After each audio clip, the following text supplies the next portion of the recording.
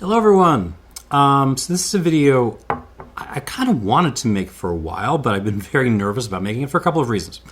First is I don't actually have a couple of the bottles I'm going to be talking about, partly because I'm lazy and partly because like the overflow room is overflowing at this point. So I really need good reasons to buy new bottles. The other reason is I feel like I'm kind of the wrong person to be, let's say, introducing you to Baijiu. It really should be like, you know, someone very professional looking in like a nice jacket, maybe some tiny glasses, speaking beautiful Mandarin with subtitles. They should really be telling you about this stuff. But I haven't seen that video. I really haven't seen much of anything in what I'm going to be trying to do here. So if no one else is going to step up, I'll do it. And hey, if you think I do it wrong, that's great. I'm starting the conversation in the comments. Go do it better in your own video, in your own little article. Go do it better. So what am I doing? If you go out on the internet and start looking for information on Baijiu, on sort of China's distinctive grain spirit, you'll find a lot of information about production techniques, about styles, and all that's great. I've talked about that in previous videos. What you will not find is an answer to the question, okay, what do I go out and buy? I have money in my hot little hand. I want to explore this stuff. What do I go out and buy? There's a little bit out there, but just not nearly enough. So that's what this video is about. This video is answering the question of if you want to build a palette for Baijiu, if you want to just have a broad experience of what this enormous category can do, what 5 bottles can you buy? And we're going to do like 2 broadly introductory bottles and then 3 bottles representing the major styles. One thing I should add before we start is among the major styles, rice aroma is not represented here. It's not here because I can't get it. It is, I've looked around my local Chinatown, the online retailers. It seems to be just really hard to get rice aroma Baijiu unless you're in like mainland China. If you got the hookups, again, please put it down below. But for right now, we're not going to talk about rice aroma. What else to say before we start? One other item of note.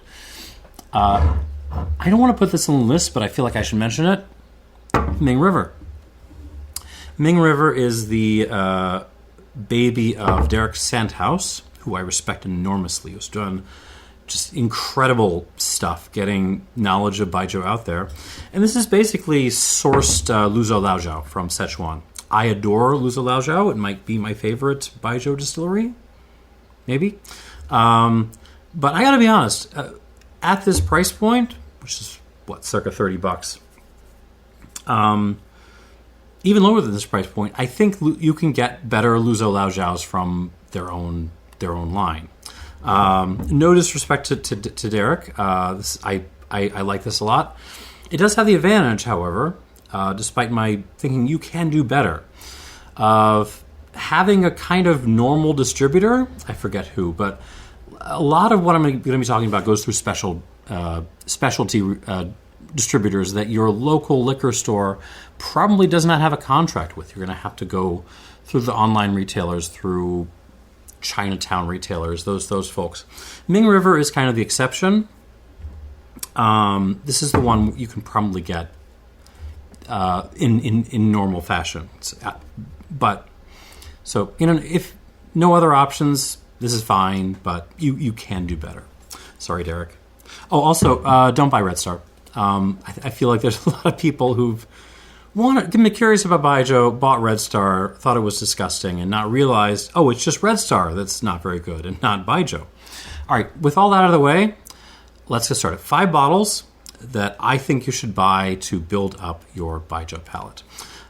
The first one you should start with is not here, but this is from the same producer, Zhifeng Zhou. Phoenix Aroma style Baijiu from Shaanxi. So this is the 20-year-old. I do not recommend you buy this. And I also don't recommend you buy the one in the white bottle, the Baijiu. Just buy the one in the red and green bottle. What you were getting with Phoenix Aroma style Baijiu is a kind of hybrid.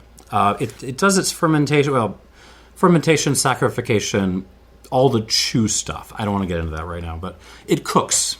It does its cooking. It's getting its preparation for distilling in an earthen pit, which is a strong aroma Baijiu kind of thing. That's a Sichuan thing. But it does it for a relatively short period of time, which is more of a light aroma Baijiu kind of thing. So you're getting a little bit of all worlds here. It's just a great place to if you wanted to buy one bottle of Baijiu just to have around, just to kind of get an introduction to that world, Zhifengzhou I think would be the one. One item of note: they do some of the aging in basically these vessels partially made of blood. So if you are vegan, do not buy Zhifengzhou. But everyone else, this is a great place to start. The next up is the one I have in my glass here. Suppose you look at me and you say, well, the $25 you would spend on a regular $7.50 of Zhifengzhou, that's just too much money, Scott. I don't want to spend that kind of money just to try out some Baijiu. I want something cheaper. Or you could say, I bought my Zhifengzhou. I enjoyed it very much. I want something that's going to be a little bit crazier, bring a little bit more weight to it. And I think your the bottle for those folks should be Little Lang. And I just poured the last of it in here. Little Lang is from Guilanlangzhou Distillery, it's in Sichuan, right across the border from Guizhou. And they typically make sauce aroma style Baijiu, which is more of a Guizhou thing. But in this case, they made a hybrid style. This is so you're getting strong aroma and sauce aroma in a hybrid here. And on the palate, this really does arrive with the intense fennel meets orange pineapple fago thing. That is very, very typical of strong aroma Baijiu. But on the finish, it moves into this much more savory, mushrooms sauteed in chocolate and soy sauce kind of thing. It's really, really fun. 45%, so not as strong as the Zhifengzhou, but it's a great kind of introductory Baijiu. And you can get this little 100 milliliter bottle for, I don't know, $5-6. Great little option. This should be Baijiu number 2. I'm going to move my glass off the table so I have room. Number 3. Number 3 is a bottle I also do not have. But I really think you should, for your next move, go straight to Sichuan. Go to strong aroma style Baijiu. Now, what I think you should buy is the Techu. Wait, is that right?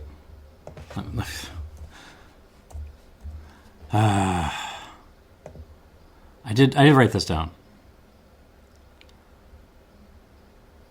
Not the Techu. I'm sorry. Yes, the Techu. Buy the Techu. I have notes. Techu's great. It comes in a half bottle. It is very inexpensive. This is the Banyan, which is in a full bottle. It's more expensive. I think it's actually better.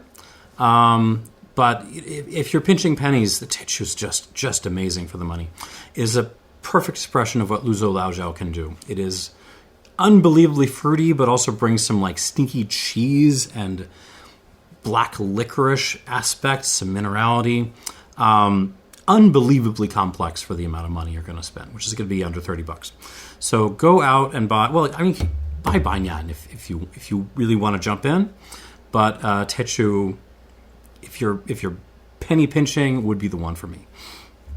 So that is number 3, representing the strong aroma style Baijiu. long fermentation in earthen pits.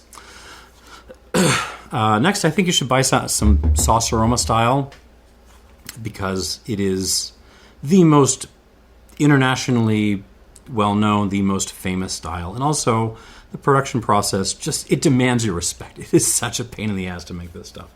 And I think you should buy the Mao Tai Chun Astrology Edition.